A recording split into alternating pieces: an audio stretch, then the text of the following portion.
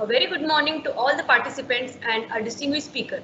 I am Meenal Jadhav, and on behalf of SEF CRNTS IIT Bombay, I take this opportunity to welcome you all for today's talk on NMR, that is Nuclear Magnetic Resonance Spectroscopy, titled It is All About Time and Motion, which will be presented by Dr. Ashutosh Kumar.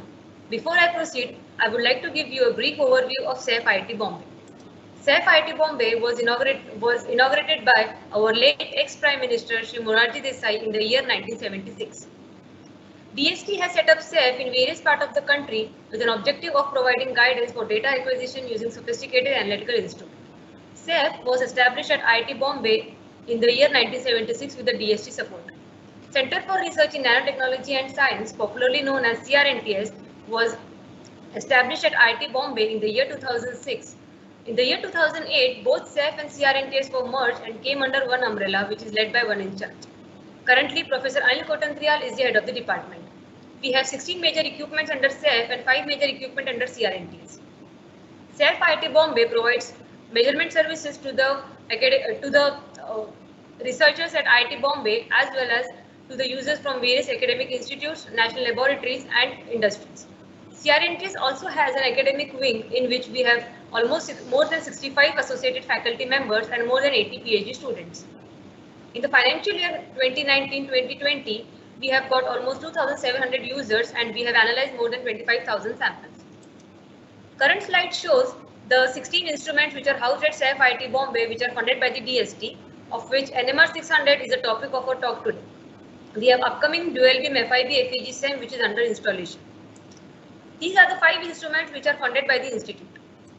This is NMR lab and this is GEOL 600 megahertz NMR spectrometer. Dr. Nutan Agadi is the in charge. This instrument is equipped with multinuclear solution state probe with variable temperature accessories and a 3.2 mm solid state probe. To get more detailed information about SAF, you can visit us at saf.iitb.ac.in, wherein you can find the instruments housed at SAF IIT Bombay and also the procedures to avail these instruments.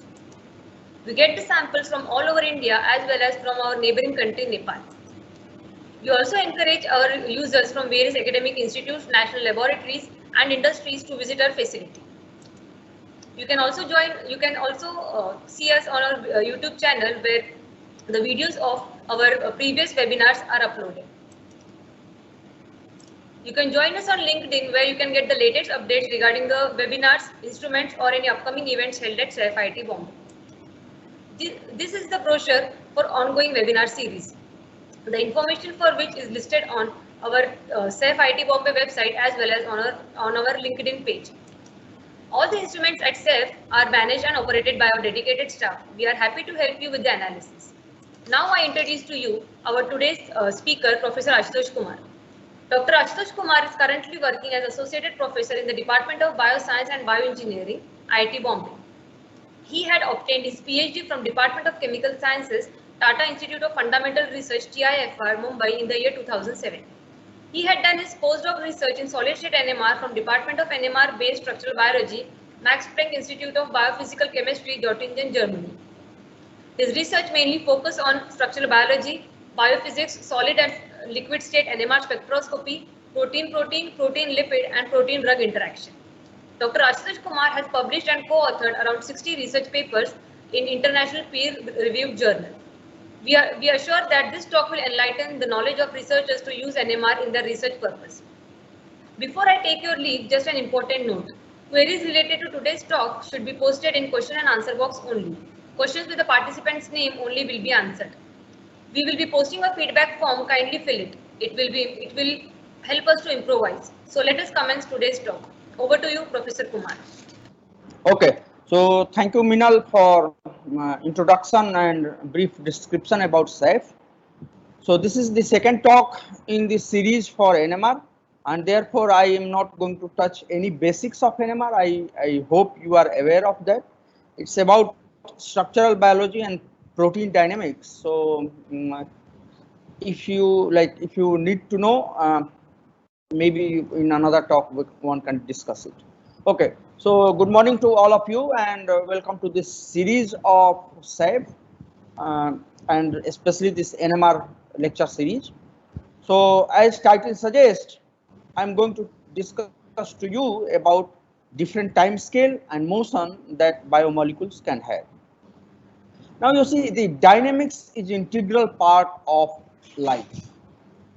All the way, if you start looking at how your nerve cell works or how even we grow and development in human happens, all happens through some or other dynamics. Like nerve cell firing, some one pin is pricked somewhere and your brain get that response. How does it happen?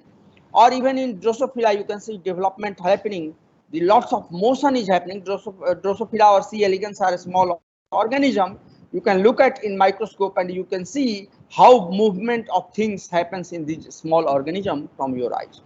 So how and why these kind of questions are very important for life and living system, and over the on from macroscopic scale, can we look at microscopic level? Can we have a molecular level description for why and how?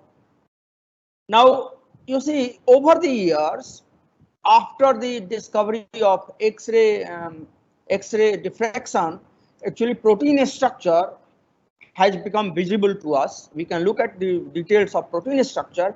What you need to crystallize your protein, diffract with a diffractometer, get this electron density pattern, and that electron density pattern tells a lot about the structure as well as the function. So earlier in 60s, people proposed this structure function paradigm, which tells that if you know a structure of a protein, you can learn a lot about the dynamics, function of a protein. Now, but that concept was regularly focusing on one unique folded structure, and that's a functional state. So you know the structure, that's a functional state, and actually all the function is done by the same state. But you know, like life is not that simple, right? So if you take a person photo, something like a matrimonial picture or even passport size picture, it looks very ideal, right? Where everybody is well decorated, very nicely makeup and all those happens. But is that the true characteristic of a person? Not. If you really need to know about a person, you have to now visit either Facebook page or Instagram page, where all sorts of pictures, all sorts of activity, people are posting it. So that this is kind of a static structure, that unique folded structure you can classify as. And then if you visit their Instagram or Facebook page, you get the dynamic personality of those person. Similarly, proteins are not static, they are quite dynamic, right? So all the changes happens in protein, and that actually captures the motion. So like even the protein assembly and all those is dictated by the motion. So proteins are basically, you can consider that as a soft matter, that's a multi-dimensional energy landscape. Like here is a energy and this is entropy. So protein are all the time changing its conformation, and that conformation change in conformation is required for protein to do multiple function. So for an example, here is simplest energy landscape. So protein exists in say two state. This is say ground state and this is excited state. And these two states are interconverting, so state A and state B. So if we somehow measure how these states are interconverting, what is the population in these states, and what is the structure of these states, the protein structure in these two states, then we can learn a lot about protein functional, because all the function of our body is done by some or other protein, and that protein should be in the functional state, not the static state. So relative probability between these two states, that gives idea about thermodynamics, how these two states are changing, and what is the rate of change between state 1 and state 2, that will be given by kinetics between them. So that how frequently they interconverts, that depends upon what is the energy barrier between these two states, right? So now I wanted to emphasize upon you that three-dimensional structure of protein is not enough to understand its function. That you can get the three-dimensional structure, but to complete the complete concept of protein, which is structure associated with function, you need another dimension of proteins, that is time domain. How they move in the solution, what kind of function they do, what kind of motion they adopt, So that's the fourth dimension in the protein structure, time domain structure. So analogy you can given like a protein three-dimensional structure is like a necklace. It's a beautiful, but its beauty increased manifold when it decorates a nice neck. So that's what one can see, that protein structure is important, but once you club this with dynamics, which dictates about the function, then it becomes gorgeous. And therefore, structure function paradigm can be extended into structure dynamics function folding, right? What time scale it folds and folds. So that completely consists of a structure function paradigm. So as we discuss about energy landscape, so this is a kind of theoretical concept that tells that protein adopts various conformation. This is the energy axis. This is the conformational excursion, like protein is movement, like my hand is moving. Is my video visible, right, Minal? Okay. So say protein is adopting various conformation, like by say I am doing any function. So like I always don't stand still. I need to move my hand like this or like this. Then I can capture something. Similarly, protein can unwind itself little bit or even grossly, and that are the conformational excursion it does. Here quite a bit, here little bit. So this one can say it's a unfolded state or intermediate state, and this is a native state. So this axis is conformational excursion, protein adopting various conformation, and this is the energy axis where the energy is higher for unfolded state. For folded state it is less. Similarly, you can see the oxygen that we breathe is carried by a protein called hemoglobin, right? So hemoglobin do lots of motion when it binds to oxygen. One can see here oxygen binding and releasing happening, and this is all done by actually the motion in the protein, capturing of oxygen and then releasing the oxygen. So this kind of dynamics is required for protein function. So this protein dynamics was earlier recognized by Krutt-Utrecht. Like lots of crystallographers were solving the structure, beautiful structure was coming out in PDB, and now this gentleman comes. He was employed in ETH Zurich. Eventually, he got Nobel Prize in 2002. So Krutt-Utrecht recognized that structure itself is not important. So he needed a technique that can capture structure as well as dynamics. So now to prove it, you need a leadership role, and he emerged as a leader for protein structure and dynamics determination. So early protein that he took is basic pancreatic trypsin inhibitor, a small protein, and he showed that there are many phenylalanines, and that phenylalanines converts, like a ring flipping in phenylalanine happens. So some flip in and some flip out. Now that how did he did? Actually, he recorded just one-dimensional protein NMR spectrum, protein proton NMR spectrum, with a change in the temperature. So, like as you increase the temperature, this ring can flip from one conformation to another conformation, and that can be visible by appearance and disappearance of the peaks. So you can see here, as we are going, some peaks now started flipping very rapidly, and therefore you see disappearance of the peak. That was the first initial experiment that Krutt-Utrecht did. Over the years, people realized that it's not only a small flipping happens, there are lots of motion happens all the way from picosecond to second time scale, and those are capturing various motion that is there in protein. Like if we are doing at femtosecond time scale, this captures the bond vibration, right? Methyl chain. In methyl, there are 3 protons. They all the time rotates like this. It's like a wing of a fan. Then in picosecond time scale motion, side chain rotation happens. Then in microsecond, millisecond time scale, you see protein folding happens. And like nanosecond time scale to microsecond, protein folding happens. Then molecular recognition, because all the signal transduction happens in body by molecular recognition. One protein goes and binds to another protein. So that has to recognition happen. That recognition is captured in microsecond to millisecond time scale, and then whole domain motion, domain moving like this, happens in microsecond to millisecond time scale. So this kind of time scale motion that we have.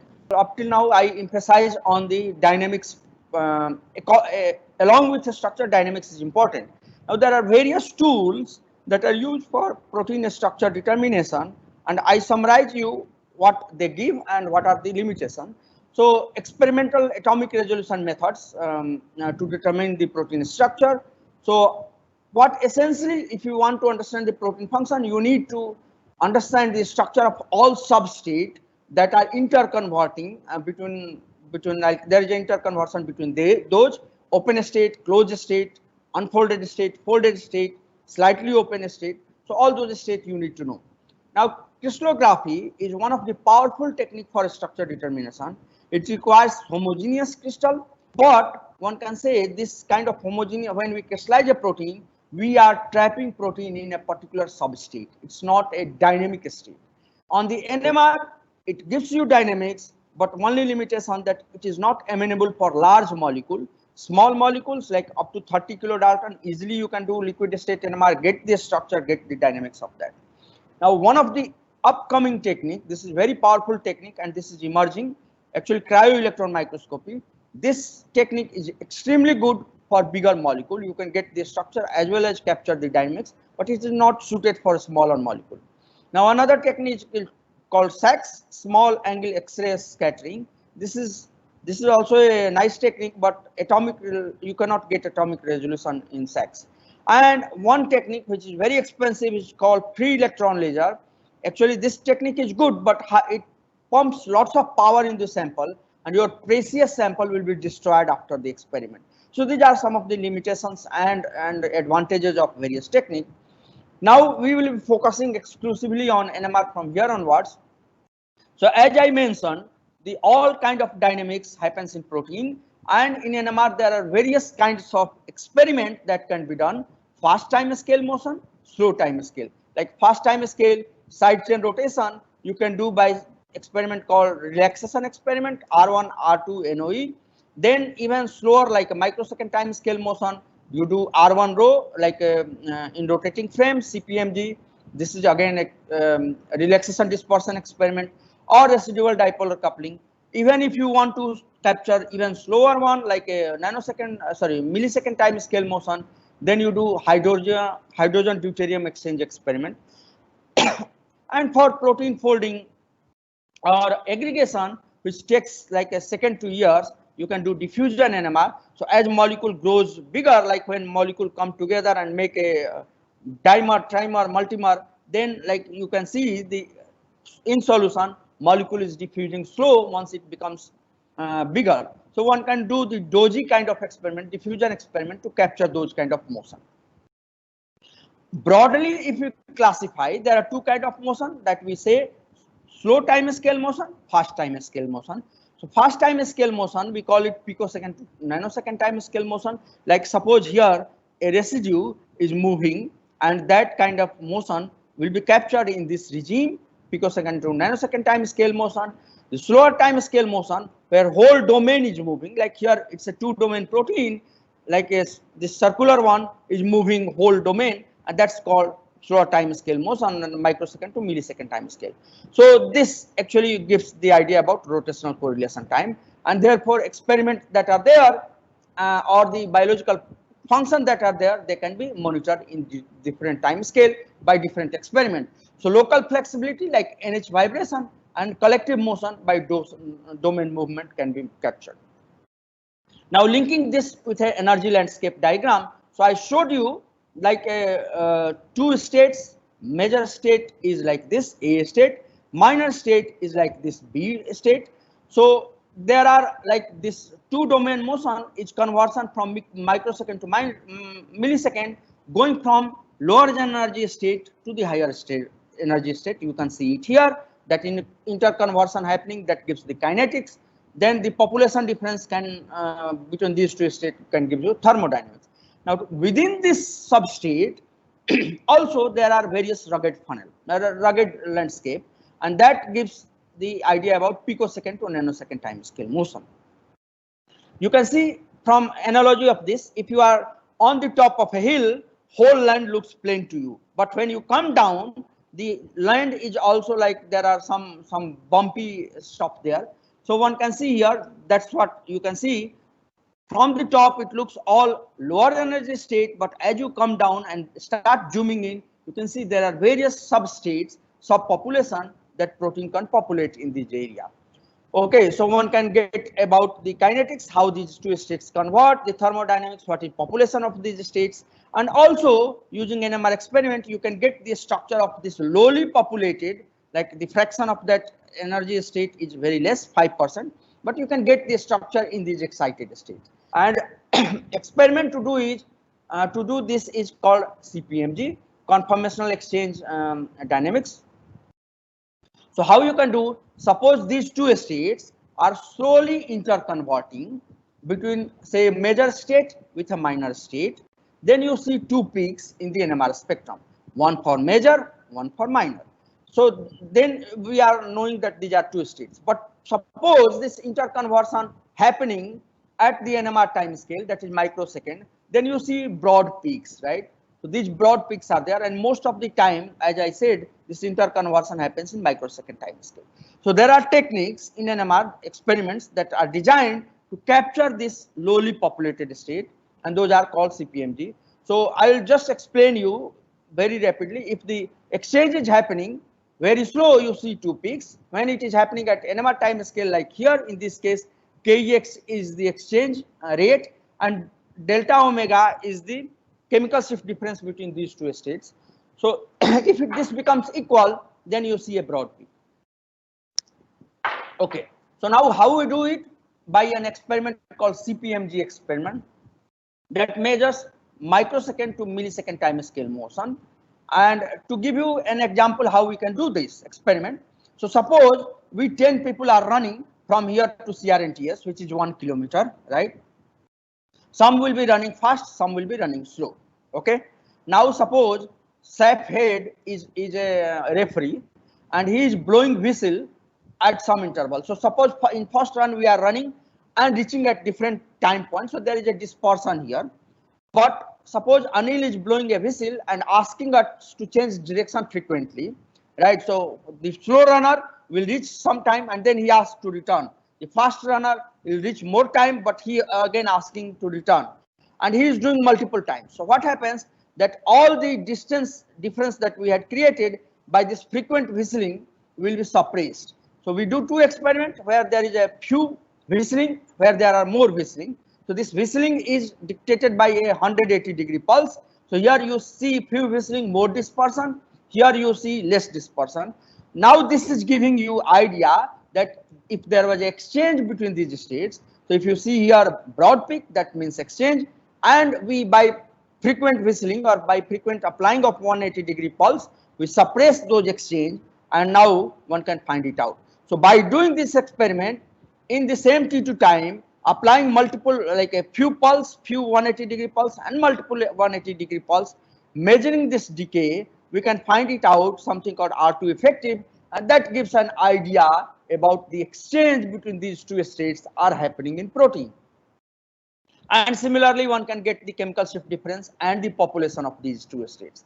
So this was very nicely shown by Louis K. Group and Pramod Vellurapalli was the also involved in that work. So what they did, they took a protein which has two states here, and then they created a mutation. Now this mutation was populating that higher energy states. So by creating mutation, they were populated higher energy state, and then you create some more population, then higher energy state becomes the dominant states. So here you can say this state, blue state, was 97% and invisible state was 3%. By creating mutation, we made it 66 and 34, and then by changing some more mutation, you made that alternate state as a dominant state, that becomes 96, and this state become minor state. So see, mutation is changing the population. Now NMR, the NMR experiment that I discussed with you, CPMG, is capturing the idea of that invisible state, which was 3%. And this is the only technique that can capture such lowly populated, excited state in an elegant manner. And now these states are very important for like a enzyme catalysis, right? So here you can see in the resting state and working state, only few things changes here. So one working state, if substrate comes and bind, there is a local opening, and that takes substrate in, and then catalysis happens. And that you can capture by doing similar kind of experiment that I showed you, relaxation dispersion experiment. Now, if you want to make your enzyme even more stronger, if you want to increase the KM, KCAT, whatever you want to do, enzyme engineering, you can find it out, residue involved here, you can do the mutation, make your enzyme more effective, more powerful, in a more guided manner if you do relaxation dispersion experiment that we can say. So you can change the conformation and you can increase the efficiency of working of an enzyme. So the motion that I talked to you about, slower time scale motion, like here you can see domain is movement and here like cis trans isomerization happening. And these kind of motion are involved in enzyme catalysis that we give an example, signal transduction, protein-protein interaction and all those. Good. So now I move slightly different. Suppose now this atomic resolution dynamics happening on the surface. So there are many proteins which aggregates and that binds to membrane, and then they started peeling off lipids from the membrane, and that's how membrane becomes leaky and your cell become toxic. Like you see memory loss for Alzheimer's, then all the kind of motion disorder in Parkinson's. All those happens when protein aggregates. They started peeling off lipid from the lipid membrane, and your cell becomes leaky and toxicity increases. So this kind of motion has been studied using solid state NMR, where you can capture the motion, solid and liquid state NMR, by an experiment called CEST, chemical exchange saturation transfer. So you see if sharp curves, no exchange happening. If you see a broad curve, exchange is happening. So this kind of motion tells about that these residue from the N terminus binding to membrane, whereas C terminus does not bind to membrane. Sorry. So this can be captured, and now one can design a mutation to make these proteins non-toxic, and those kind of things can be done. Now after this, I'm going to give you briefly an idea how you can use this dynamics concept in an efficient drug design. Again, starting from analogy, if you take a picture of an static frog, right, it looks very like a quite calm guy, but frog is not like this.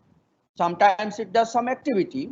Sometimes it puts, like when it has to capture a fly, it puts its tongues out for a fraction of a second, takes the fly in, and then it engulfs and digests. Now, the frog, if you know the only conformation of or structure of frog like this, you are going to miss the activity or the binding of this frog that does with the fly. So such kind of information is very important for drug design. I am giving an example of insulin, which is one of the popular drug, unfortunately in India, because like we are growing as a diabetic capital. So insulin, every like neighborhood has a diabetic patient. So diabetes actually binds with its receptor and triggers the downstream signaling in a monomer form, but company makes it a hexamer form, formulated state, because it can release slow. Hexamer being a size bigger, it cannot diffuse to the cell. So slowly with a pH it changes, and then it becomes monomer, and then insulin monomer can diffuse into the bloodstream, then triggers its activity. So one can see the rapid acting insulin, which is mostly in monomeric form, and the slow acting insulin, which is in hexameric form, has two kind of different structure, and one can even capture the dynamics happening at the residue level if you record the spectrum like this. So one can have a pre-mixed insulin which has completely different structure. You can see it here, the regular insulin with a slow acting insulin and fast acting insulin, structural and dynamics difference are there. And now you can nicely capture the dynamics. So you see here many peaks are getting broader, and those are at that microsecond to millisecond time scale that I was discussing, and these are important for the receptor binding. So receptor is IGFR. You can see a nice looking insulin binds quite strongly, like a micromolar range. But if insulin has a problem, dynamics or structurally, it binds quite slow. That means around 20 times less strongly it binds to the receptor. That means you need more dose, you need to put more dose in your body for the same insulin molecule to activate the same response in the receptor. Now, if you know the structural aspects and dynamic aspects of these molecules, you can smartly design your like a molecule, drug molecule that requires a minimal dose to activate similar response that is needed. So looking at those structure, you can create a model where insulin, this one, is binding to receptor. And now you can create even mutations and you can increase the efficacy of these molecules. Like insulin, people have done it, SPART or glargine, they make it more efficient molecule by looking at the structure and dynamics of this molecule. Good. So far so good. I talked all the good part of NMR, but X-ray also captures the motion. There are some factors called B factors that gives idea about the motion, and people have done it. They found how the hemoglobin or myoglobin binds to carbon monoxide. So I don't want to give you an impression that only NMR can capture the motion. X-ray, but you have to do a time series of X-ray crystallography to get the structure to capture such phenomena. You have to prepare more sample, many more sample, slice in many more form, get each snapshot, and then you can make a movie how the protein works. Okay, Meenal, how much time I have? Then I will. Sir, till 11:50. Oh, okay, good. So so now I go to some other time scale motion, the slower time scale motion that I am talking. So like a picosecond to nanosecond time scale motion that basically captures their molecular tumbling, and this relaxation experiment like T1, T2 NOE, this is done. So this gives idea about something called S square, which is the order parameter, and you can get it by measuring the each bond vector how it is moving. Okay, so typical experiment that is done is called transverse relaxation and longitudinal relaxation. This is spin lattice relaxation, this is spin relaxation, and this is called heteronuclear NOE. By doing these experiments, I will not go into detail. So one is called inversion recovery. You just invert the spin and then wait for it to come back to the equilibrium state. In another state, that is called T1, spin lattice relaxation.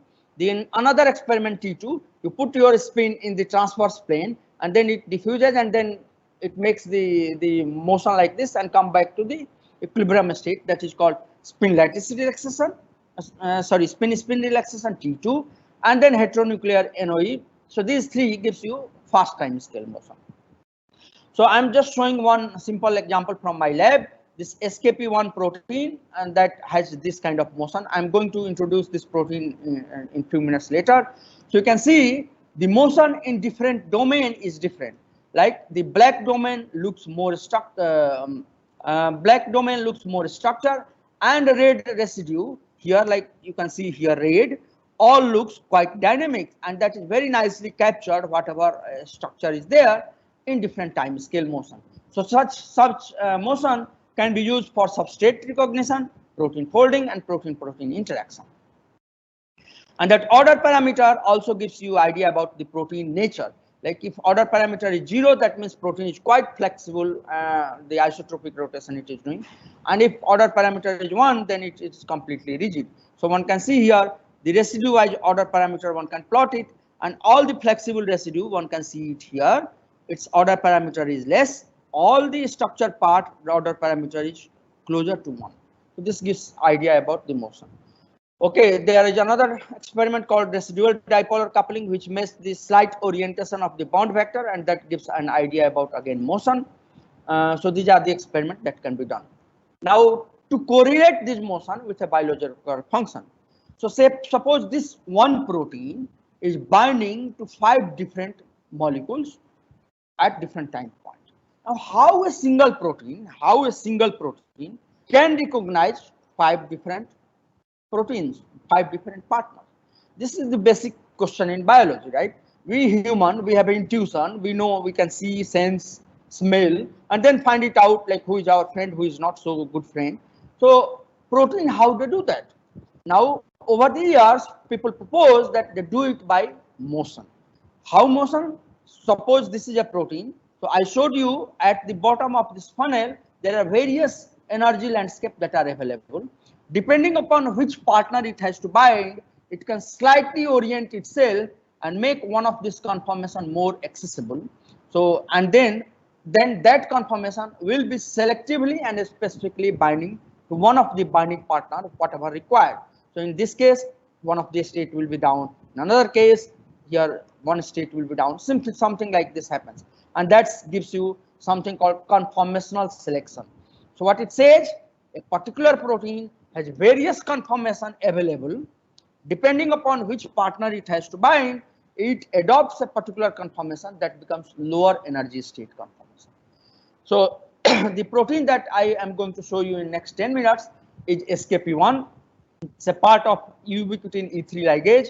So ubiquitin is a protein that ear tag a protein that is going to be degraded. So it binds to a protein and they then take it to degradation machinery, and that protein to be degraded is chopped up in pieces. Now this ubiquitination is implicated in various cellular functions like cell cycle, DNA repair, transcription, and all those. And it is done by a cascade of 3 enzymes, E1, E2, and E3. E3 is the enzyme which recognizes the substrate. So our focus, we are in the lab, we are focusing on one of these E3 ligase. So what it does, it recognizes the substrate, then takes it to, then substrate is presented to ubiquitin, where polyubiquitin chain is formed, and then this whole substrate goes to proteasome, and then it is degraded into pieces. So there are various E3 ligase. We are interested in one of these called SCF complex, SKP1, Kalin1, and F-box protein. Now there are 69 F-box protein, and each of these F-box protein recognizes one substrate which is ubiquitinated and degraded. And in one of the particular cancer, one of these F-box protein gets overexpressed, so cell activity goes up. Now the question, academic question that we have, how one SKP1 recognizes this 69 F-box protein. So is the interface different for different recognition? Now that's the question we want. The next question we wanted to see, this distance is 59 angstrom. How this distance is optimized? Because like protein does not work like कि एक ने फेंका और दूसरे ने पकड़ लिया, right? It has to come closer in conformation so that ubiquitin transfer can happen from E2 to the substrate for this polyubiquitin chain forming. So how a single SKP1 recognizes various F-box protein, and how distance and orientation between these two will be optimized for ubiquitin transfer. So essentially we want to understand what kind of conformational state it adopts and how that distance is optimized. And we use this NMR. So what we found that bind like the C termini for SKP1 is very different what is solved in NMR and what is solved in the X-ray crystallography. And there was one loop which has deleted in X-ray, so we also solved that loop. So I'm just showing that picture so one can focus here. The X-ray actually shows a very nice helix, which is a loop here in our case of NMR. So that's a structural difference, and this is the domain that binds. So X-ray shows like it is the conformation adopts like this. In NMR we are showing it is open, and depending upon what is coming, it can adopt a particular conformation. That's the whole thing I want to show you. So one can see in different X-ray structure, this loop is adopting different conformation. Here it is helix, here it is loop, here it's a different kind of helix, here a shorter helix, a longer helix, and all sorts of conformation it takes. Now that is captured by this motion. So you H8 in a helix, X-ray it is a helix. In our case, it remains quite flexible. Okay. Now one can see here it is a flexible helix. So this is one of the indication that it can adopt.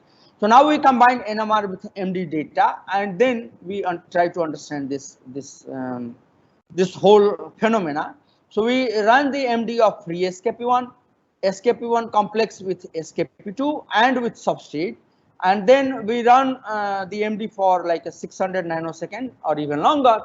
And what we found that free SKP1 adopts various conformation with a different subpopulation.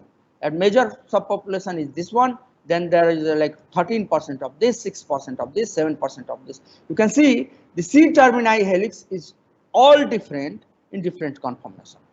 Now we run in a complex, and what we found that in one conformation X-ray proposed like this, but when we run MD, we see that like X-ray was like this, but when we run MD, we see like it is getting closer. And that's what we had proposed, that in NMR, this loops remains flexible. So one can see here the chemical shift also changes and conformation also coming now closer. And that's what we showed by various chemical shift data and MD data, that is correlating very well, that in one case it is open and slowly it converts to open closed state depending upon what is required. So to sum up the whole thing, one can see the free SKP2 adopts so many torsion angle. When it binds to SKP1, its motion gets restricted. Now it subpopulates only two angle. When its partner is changed, the conformation is changing. Like now it populates 30° and 60°. When it becomes ternary complex, you can see now the major population shift to 50°. Okay. So here are the bound conformation, and I should be having somewhere movie. I don't know if I can play it. Okay, just to show you, I don't know if we can see it, but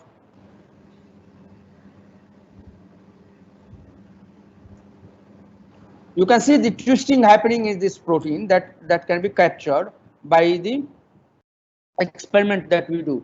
To sum up, like in a closed conformation, this is 7.3 nanometer, and this population shifts and make it like around 52 angstrom. Earlier it was 73 angstrom, and now it is 52 angstrom. Here again there is a movie to show you how this is getting optimized. The distance is getting you optimized for ubiquitin to be transferred, and the important portion comes from here, that binds and make it twisting, and that twisting basically generates this conformational restriction that we are saying. Optimize the distance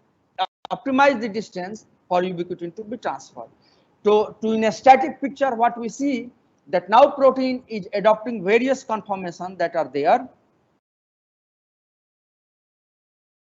So like it adopts the angle all the way from 129° to 5°, and distance is already 9.8 nanometer to 7 nanometer. But at optimum distance and angle, which is around 63°, and this is about 6 angstrom, this ubiquitin is posed, and that makes appropriate transfer from E2 to the substrate. That's what we proposed using this NMR data and the MD simulation data to capture the protein function. So here, to sum up, this protein adopts various conformation. Depending upon its binding partner, the conformational restriction happens. So like if it binds to like SKP2, already here this many conformation. If it binds to another partner, conformational restriction happens. To another partner, the another kind of conformation it takes, and in ternary complex even gets shorter. So rotation of F-box domain facilitates substrate ubiquitination. So to sum up, the protein can have different motion. They are important for different function. There are plenty of NMR experiment to capture all those motion to completely understand their function. So these are the different experiments for capturing the fast time scale motion, T1, T2 NOE. Then there is like this invisible, earlier invisible U window, now it is called supra tau C, like a nanosecond to microsecond time scale motion. Then there are slower time scale motion, R1 like R2 CPMG and R1 rho. Then XEG and CIST experiment I showed, where the aggregating protein was binding to the membrane. And then real-time NMR you can do for slower time scale motion, which happens in second. So all the way from picosecond to second time scale motion, NMR provides an excellent tool to capture the structure along with the motion, which is important for the protein to function. With this, I am going to stop it here. Before I stop it, I would like to thank 3 people who worked on this SKP1, SKP2 project. Amrita is currently PhD student in my lab. Sharat, who was with us earlier, now he is faculty in UK, Burnell University. He did MD. Nitin started this SKP1, SKP2 project. Now it is done by Amrita. And then currently lab members from my lab, Anumitra, Rudra, and Anusri postdoc, Pramod and Devarga project staff, and my PhD students. And thank you for all the funding agency. And we use some, we use NMR. at TIFR to record some of the experiment, and IIT Bombay, of course, for funding like our NMR spectrometer, 750 megahertz. For most of these data were recorded. Thank you all for your attention, and I would like to have question if you have any. Yeah, thank you, sir. This was a quite informative talk. We have certain questions lined up for you. So the first question is it possible to screen peptides from food samples? Yes, it is. Okay. What is the use of NMR spectroscopy for nanocomposite materials? Depending upon what experiment you want to do, like if it is a nanoparticle attached to a peptide which is making nanocomposite, then certainly it can be used for characterizing such molecule. Okay. So the next question, will amine group peak varies depending on the neighboring group atoms? Yes, that's why you see dispersion in the amide peak. So even on the structure it varies. Alpha helix is upfield shifted, beta sheet it is downfield shifted, random coil is around 8 ppm plus minus like 8 ppm to 8.8 ppm. Okay. So the next question, do we need to prepare different set of samples to capture the different motions? No, that's the beauty of NMR. You just need one doubly labeled or maybe triply labeled sample depending upon your complexity. One sample is good enough for capturing various time scale motion. Okay, thank you, sir, for answering our questions. We have an upcoming webinar next week on structure determination of peptides by simple 2D NMR spectroscopy. Registrations are open and links are given on our website. Thank you so much, Dr. Ashutosh Kumar, for giving us your valuable time and delivering us the talk. A special thanks to Professor Anil Kotantrial for initiating a webinar series of instruments housed at SAIF IIT Bombay. I would thank Dr. Nutan Agadi for all their kind support. I would like to thank our IT team, Mrs. Nidhi Goyal and Mr. Jagdeep Singh for continuous technical support. Thank you all the participants for making this event successful. Stay safe, stay healthy. Have a nice day. Thank you.